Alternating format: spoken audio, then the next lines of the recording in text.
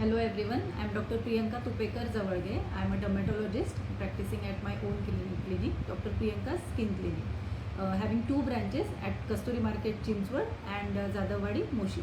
So today I am taking you through information about acne. Acne means pimples, फोड़ा येणे or मुरुम येणे. So how common it is? It is very common, especially in adolescent age group of 12 to 20. Also, it is seen in more than 20 age group, which is called as adult onset acne. And also, it is slightly more common in females.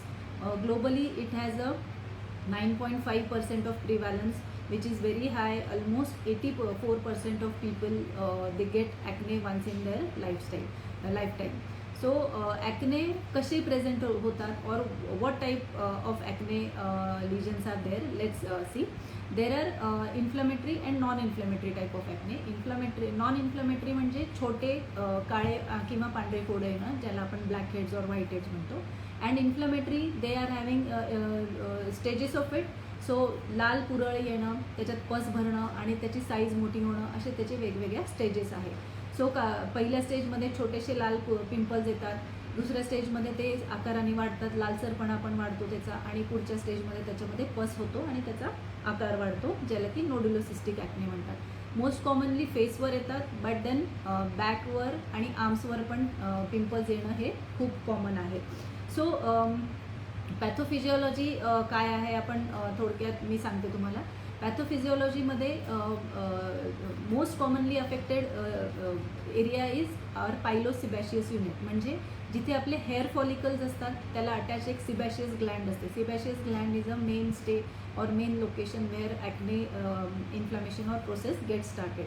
तर ह्या ज्या ग्रंथी असतात, छोट्या छोट्या glands असतात स्किनमध्ये, so त्या ग्लँड्समध्ये जेव्हा inflammation आणि बॅक्टेरिया जमा व्हायला सुरू होतात, त्याच्यात तिथून ॲक्ने तयार होतात. आणि का असं होतं? बिकॉज आपले जे स्किनवर पोर्स असतात, जे छोटे छोटे छिद्र असतात, ते ब्लॉक होतात because of various reasons. So why it occurs at all? Acne कशामुळे होतात? सगळ्यात कॉमन रिझन आहे हार्मोनल चेंजेस. जेव्हा वयात येण्याचे जे बदल चालू होतात, मुलांमध्ये असू द्या मुलींमध्ये असू द्या, त्यावेळी पिंपल येण्याचं प्रमाण जास्त असतं. Because our skin gets oily. आपल्या जे सिबॅशियस ग्लँड्स असतात, तर त्या ऑइल सिक्रिशन त्याच्यातलं वाढतं आणि स्किन ऑइली बनते, आणि ते पोर्स जर ब्लॉक झाले तर तिथे पिंपल यायला सुरू होतात. सो काही केसेसमध्ये, काही मुलींमध्ये PCOS ज्यांना आहे, म्हणजे पॉलिसिस्टिक ओव्हॅरियन सिंड्रोम वगैरे, त्यांना पिंपल जास्त येणं किंवा पिंपल्स येत राहणं हा प्रकार असतो. मुलींना पिरियड्सच्या आधी किंवा नंतर पिंपल्स येतात. काही बायकांना डिलेव्हरीच्या आधी और प्रेग्नन्सीमध्ये आणि डिलेव्हरीच्या नंतर पिंपल्स येतात. तो हे सगळे हार्मोनल चेंजेस और इम्बॅलन्सचे कारणं असतात ह्या केसेसमध्ये. सो काही सध्या कॉस्मेटिक यूज खूप वाढला आहे. सो बऱ्याच जणांमध्ये बी इट अ मेल और अ फिमेल, कॉस्मेटिक यूजमुळे सुद्धा पिंपल्स वाढायला लागले आहेत. काही ऑइल बेस्ड कॉस्मेटिक्स असतात जे कळत नाही वापरताना. सो त्या कॉस्मेटिक्समुळे पोर्स ब्लॉक होतात, इरिटेट होते स्किन, आणि तिथे पिंपलची प्रोसेस सुरू होते. पोल्युशननी सुद्धा पिंपल्स वाढतात. देन काही गोळ्या असतात, औषधं और मेडिसिन्स बी असे. सो त्या मेडिसिन्समुळे वेगवेगळ्या कारणासाठी यूज केलेल्या त्या मेडिसिन्समुळे सुद्धा पिंपल्स येण्याची शक्यता असते. काही क्रीम्स असतात वेगळ्या कारणासाठी यूज केलेले, ज्याच्यामध्ये काही वेळा स्टिरॉइड्स असतात, किंवा किंवा काही कारणासाठी ओव्हर द काउंटर क्रीम्स घेतात, त्याच्यामध्ये स्टिरॉइड नावाचा काही एक घटक असतो. त्या क्रीम्समुळे सुद्धा नंतर पिंपल्स येतात. सो काही प्रोटीन पावडर्ससुद्धा असतात जे जिममध्ये वापरले जातात. त्या प्रोटीन पावडरच्या एक्सेसिव्ह इनटेकनी किंवा ती सूट नाही झाली तरी पण त्या केसेसमध्ये पिंपल्स येऊ शकतात. Food items, yes, this is a debatable topic. अजून पण ह्याच्यावर रिसर्च म्हणा किंवा चर्चा चालू आहे. पण yes, clinically we observe that काही फूड प्रॉडक्ट्स असे आहेत ज्याच्यामुळे पिंपल्स येण्याचं प्रमाण वाढू शकतं. So usually we tell people to avoid oily spicy food, मैदा असलेलं काही गोष्टी, packaged food and dairy products. So हे प्रत्येकाला ह्याच्याने पिंपल वाढतील किंवा येतील असं नाही, but these are commonly causing factors or food items. So yes, acne are hereditary, म्हणजे तुमच्या घरात कुणाला आई वडील ह्यांच्या फॅमिलीजमध्ये कुणाला किंवा त्यांच्या आधीच्या पिढीमध्ये जर कुणाला पिंपल्स असतील तर त्या पॅटर्नचे किंवा त्या टाईपचे पिंपल्स तुम्हाला येऊ शकतात. And the most important thing, stress हे प्रूव्ह झालेलं आहे की स्ट्रेसमुळे ॲक्ने वाढतात, असलेले ॲक्ने वाढतात और नवीन ॲक्ने येण्याचं प्रमाण पण वाढतं. सो स्ट्रेस घेऊ नका, स्ट्रेसमुळे पिंपल वाढतात. I know when acne are there, त्या ॲक्नेमुळे सुद्धा स्ट्रेस येतो, परत तो स्ट्रेस वाढला की ॲक्नेचे लिजन्स वाढतात. सो ही विशियस सायकल आहे. So you need to break it. So why to take treatment? आपल्याला माहिती आहे, कॉमन आहे, बऱ्याच जणांना हे पण माहिती आहे की ते पूर्ण जातात. काही वयात आलेले मुलांमुलींमध्ये जे येतात ते नंतर जातात. मग ट्रीटमेंट का घ्यायची? So acne has a lot of social stigma. म्हणजे बऱ्याच जणांना ज्यांना ॲक्ने असतात त्यांचा फेस डिस्फिगर झालेला असतो किंवा त्यांना चेहऱ्यावर पिंपल आणि डागांमुळे लो कॉन्फिडंट वाटतं, बाहेर जावं वाटत नाही, त्यांच्या अपिअरन्समध्ये फरक पडलेला असतो. सो हे सगळं टाळण्यासाठी किंवा हे सगळ्या गोष्टीमुळे तुमच्या रुटीनमध्ये, तुमच्या मेंटल हेल्थमध्ये इफेक्ट होऊ नये याचा, त्याच्यासाठी ट्रीटमेंट घेणं गरजेचं आहे. पिंपलची ट्रीटमेंट खूप छान पद्धतीने अवेलेबल आहे. सो ही ट्रीटमेंट व्यवस्थित घेतली तर हे तुमचे पुढचे दुष्परिणाम किंवा स्ट्रेस ॲग्रिवेशन जे आहे या गोष्टीमुळे हे आपण टाळू शकतो. ॲक्नेमुळे काही कॉम्प्लिकेशन्स होतात, जसं की डाग पडणे, खड्डे पडणे एक्सेट्रा. सो हे आपण टाळू शकतो जर वेळेत आपण पिंपल्सची ट्रीटमेंट घेतली तर. सो हे इम्पॉर्टंट रिझन आहे की तुम्ही पहिले पिंपल्स आल्यावर ट्रीटमेंट घेणं खूपच गरजेचं आहे. काही पिंपल्स असतात जे नंतर पुढच्या स्टेजला कन्वर्ट होतात, लाईक नोड्युलोसिस्टिक ॲक्ने म्हणतो आम्ही त्याला, सिस्टवाले, गाठीवाले पिंपल्स. सो पिंपल जेव्हा इनिशियल स्टेजेसमध्ये असतात तेव्हा त्याची व्यवस्थित ट्रीटमेंट घेतली, so it will not get converted into the cystic acne. So let's go through do's and don'ts of acne. हे खूप महत्त्वाचं आहे आणि ह्या काही इनिशियल गोष्टी आहेत ज्या तुम्ही घरी करू शकता और इनिशियल स्टेजला करू शकता. सगळ्यात महत्त्वाचं आहे, आत्ताच मी सांगितलं, डोंट गेट स्ट्रेस्ड और डोंट गेट पॅनिक. पिंपल आले, ते जात नसतील और डाग सोडत असतील तर इमिजिएटली ट्रीटमेंट घेणं क्वालिफाईड डर्मॅटॉलॉजिस्टकडून खूप महत्त्वाचं आहे. घरी बसून an number of home remedies try करू नका. ह्यांनी कोणीतरी काही सांगितले, त्यांनी सांगितलं आहे, ह्यांनी काही क्रीम सजेस्ट केलं आहे, मेडिकलमधून क्रीम सजेस्ट केलं आहे, असं करू नका. बऱ्याचशा काही गोष्टींमुळे स्किन इरिटेट होते आणि त्याची साईड इफेक्ट होऊन परत पिंपल्स वाढतात.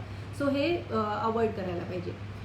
यूज सिम्पल माइल्ड क्लिन्झर और फेस वॉश जे तुम्हाला सूट होतं, ज्याच्याने इरिटेशन होणार नाही, सोप फ्री असलेलं जर असेल तर जास्त बेटर आहे. असे क्लिन्झर्स यूज करायचे. Do not over wash your face. म्हणजे खूपच आता मला पिंपल आहे, माझी स्किन खूपच डर्टी वाटते असं होते म्हणून जास्त वेळा फेस वॉश करायचा नाही. दिवसातून 2 ते 3 वेळा face wash is advisable. Don't use hot water for washing your face. गरम पाण्याने चेहऱ्याच्या स्किनला इरिटेशन होतं आणि पिंपलची प्रोसेस अजून त्या गरम पाण्याच्या हीटने वाढायला लागते. सो जेव्हा तुम्ही बाहेर जाल तेव्हा कंपल्सरी उन्हामध्ये जायच्या आधी good quality of non comedogenic, non oily जे ॲक्ने प्रोन स्किनसाठी सनस्क्रीन बनलेले असतात ते वापरायला पाहिजे. जर तुमची स्किन खूप इतर वेळी ड्राय पडत असेल किंवा चेहरा धुतल्यानंतर जास्त ड्राय होत असेल तर नॉन कोमॅडोजेनिक, नॉन ऑइली असे व्यवस्थित मॉइश्चरायझर वापरा. बऱ्याच मॉइश्चरायझर्सच्या अँड सनस्क्रीनच्या पॅकेजेसवर लिहिलेलं असतं नॉन कोमॅडोजेनिक और फॉर पिंपल प्रोन स्किन. तर मोस्टली असे प्रॉडक्ट्स वापरणं ॲडवायजेबल आहे इमिजिएटली. सो बऱ्याचदा काही कॉस्मेटिक वापरले जातात डेली यूजमध्ये, बऱ्याच जणांची रिक्वायरमेंट असते लावणं और सवय असते. सो लिमिटेड अमाऊंटमध्ये और लिमिटेड क्वांटिटीमध्ये कॉस्मॅटिक वापरा. जेव्हा गरज नसेल तेव्हा कॉस्मॅटिक्स वापरू नका. वापरायचे असेल तर चांगल्या कंपनीचे, चांगल्या क्वालिटीचे नॉन कोमॅडोजेनिक कॉस्मॅटिक वापरायचे. आणि remember one thing, please wash your face thoroughly after you are done with the cosmetics. म्हणजे दिवस संपताना तुमचा चेहरा तुम्ही व्यवस्थित धुवून, स्वच्छ धुवून क्लीन करूनच झोपलं पाहिजे. आता जसं मी सांगितलं काही मेडिसिन्स आहेत जे डेली बेसिसवर दिले जातात काही आजारांसाठी, तर ते जर तुमचे चालू असतील तर ते मेडिकली प्रिस्क्राईब असतील तरच घ्या. त्या गोळ्यांमुळे जर पिंपल येत असतील असं तुम्हाला वाटत असेल तर तुमच्या डॉक्टरांचा सल्ला घ्या, चेंज करून घ्या और त्यांच्या सल्ल्याने तुम्ही पुढे प्रोसीड करा to take the medications. See just I have told you food items. Yes, you watch what you are eating. Because तुमच्यासाठी एखादा फूड आयटमनी पिंपल वाढत असतील ते जरुरी नाही आहे सगळ्यांसाठीच त्याच्यानी होईल sir. That's why it is individualize. So you watch की आज मी बाहेरचं खाल्लं आहे, आज मी ऑइली खाल्लं आहे, आज मग उद्या आज रात्रीतून मला पिंपल आला आहे, उद्या मला नवीन पिंपल दिसला. So avoid that thing. So जसं मी आत्ताच मेन्शन केलं काही फूड आयटम्स असतात कॉमनली कॉझिंग, ते अवॉइड करायलाच पाहिजे. But then you think what food items are causing pimples for yourself. ठीक आहे. Digestion also plays an important role, की बऱ्याच जणांचं पोट ठीक नसतं, गॅसेस होतात, ॲसिडिटी होते, त्यांनासुद्धा असलेले पिंपल्स वाढण्याची बऱ्याचदा शक्यता असते. काही गोष्टींमुळे किंवा आजकाल बऱ्याच जणांना मोबाईल और ऑफिस वर्कमुळे स्लीपिंग आवर्स खूप हे झाले, डिस्टर्ब झाले, किंवा म्हणजे रात्री जागरण जास्त वाढले. बऱ्याच मुलांमध्ये किंवा मोठ्यांमध्ये सुद्धा क्लिनिकली असं पाहिलं गेलं आहे की जागरण आणि पिंपल्स वाढतात. So take good proper sleep which is very important. ठीक आहे. सगळ्यात महत्त्वाचं आणि foremost is like don't prick your pimple, treat your skin and your pimple gently. ठीक आहे. तुम्ही जेवढं त्याला स्क्रब कराल और पिंपल नखानी फोडाल की बाबा एक पिंपल आला आपण फोडून टाकू त्याच्याने काही नाही होणार, no, that is a myth. Pimple फोडला तर तिथे डाग पण पडतो आणि तिथे अजून नवीन पण पिंपल येतात. सो सगळ्यात महत्त्वाचं आहे, पिंपल आल्यावर तो फोडायचा नाही, स्क्वीज करायचा नाही. ब्लॅक हेड्स, व्हाईट हेड्ससुद्धा स्क्वीज करायचे नाही. रिपीटेडली स्किनला टच करणं और स्क्रबर्स यूज करणं, don't do that, avoid it completely. Gentle क्लिन्झरनी आणि नुसतं पाण्याने सुद्धा फेस वॉश केला तुमचा तरीही चालेल. Basic idea is treat your skin gently.